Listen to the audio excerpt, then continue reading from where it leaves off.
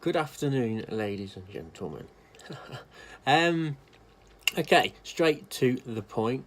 What do you do when you feel like you've fell off the wagon?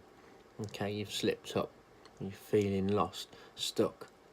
Okay, as you can imagine, I kind of get lots of various conversations around things like this where people have started or attempted to get on a health and fitness regime, nutrition plan, whatever the case may be, and they've come to a halt, they've slipped up, they feel like they've fell off the bandwagon, whatever you want to call it. They feel like they can't get back to where they were. Okay, now it's really common. Okay, really common, and if you think it doesn't happen to me, then you are wrong. Okay, I am just like you, I am a human being. Okay, so this happens everywhere.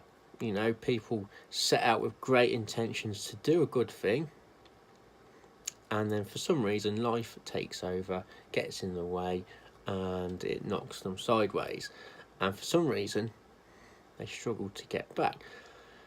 What I find is that people often struggle to get back because they almost feel guilty. They've got this like shame and blame because they've seen where they were before and they liked it, and they feel like they've let themselves down, and they let all these negative emotions take over, and it gets in the way of them getting back to where they want to be. So just stop, press pause, slow down. It's okay to feel like you're starting again. The truth is you're not starting again, because psychologically you've learned more than you ever knew from wherever you was a few weeks ago to now. Okay, so you're never starting again, you're just picking yourself back up, dusting yourself down, and sticking the gloves back on and swinging away, moving forward. Okay, so how do we do that? Right, what you need to do is get back into alignment with what it is that you actually want. Okay, why did you actually start in the first place? And I'm hoping at this point you kind of have a compelling reason. I'll be honest, if you don't, this is your issue at the moment. So you need to take a step back and understand what it is that you want, because if you're just walking into the gym thinking I just want to lose a few pounds, that ain't going to work. I'll be honest, that's just not going to work. It's not enough. Why do you want to lose a few pounds? What's the real reason? You know, we've discussed this sort of stuff in other videos. Okay, what's your why? If that's something that you need help with, just ask, because that's the best advice you could ever start with. Okay, if you do have that, great. Okay, and then what often I find is that people have these expectations are a little bit too big at the time. Okay, nothing wrong with thinking big, but people struggle to actually act small. For example, let's say you're someone who actually enjoys going to the gym, and you've experienced being a regular gym goer. Let's just say you used to go to the gym 4 times, and for whatever reason you slipped up and you found yourself in a hole, in a rut.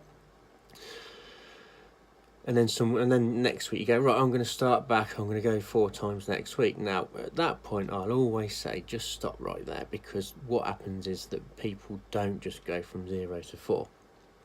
I'm not saying that you can't do that, but an approach that I prefer to take is think about a minimum requirement. If your aim is 4, start with 2. Just go, right, my minimum is going to be 2 this week. It's not to say that you can't go 3 times or 4 times, but if you say 4 and you only go 3, how stupid is that? You actually become negative because you haven't hit your target. So start with 2. If you've hit that, great, you've got a good win for the week. But then on top of that, you can go 3 times, you can go 4 times. So think of your minimum, and then what is your ideal? Maybe your ideal is 3. But if you don't hit 3, it doesn't matter because your minimum was 2. You're already winning. So it's all about setting your mindset for success around this, just to get yourself back started. Because when we feel like we're not being good enough, we automatically feel negative. It then starts influences other choices into our life, like food choices, nutrition choices, choices we take with friends and family. The thing is never the thing.